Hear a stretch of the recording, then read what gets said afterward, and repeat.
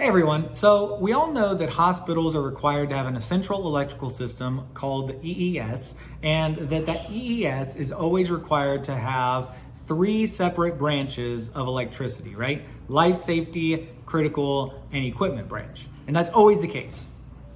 Well, not always the case.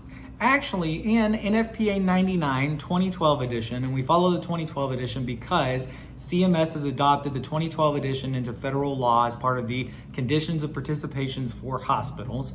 In the 2012 edition of NFPA 99, our healthcare code, in section 642214B, it specifically says that small hospitals, which is defined as a hospital that has less than 150 kVA load on the essential electrical system, is not required to have the three separate branches of electricity. You can do one single automatic transfer switch. And I highly recommend that you go and read the handbook. If you haven't ever read the handbook, it specifically provides the intent and it shows the value of why the handbook is so important.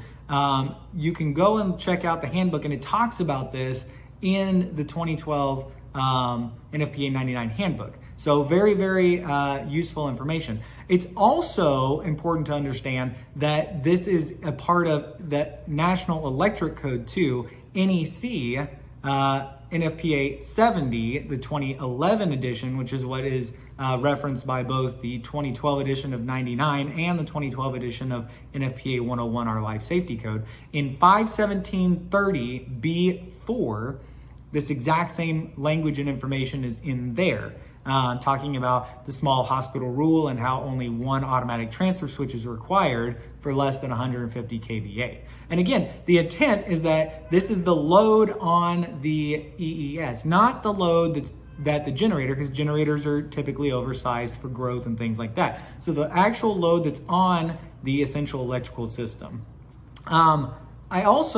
This has come up a couple of times. That's why I'm bringing this one up, because it's been cited recently on a couple of hospital surveys that I've heard of, and personally happened to one of ours, and we were able to explain it. It's very important to know and understand the systems that are in your hospitals, because if you're not able to explain why you only have one transfer switch for your smaller hospital, then there is a high likelihood that you're going to get a citation for not being able to explain your essential electrical system. So very important to be able to do that. So again, go and reference the NFPA 99 2012 handbook. I'll put the code references down below. And if you're a small hospital, know the size of your load on your essential electrical system.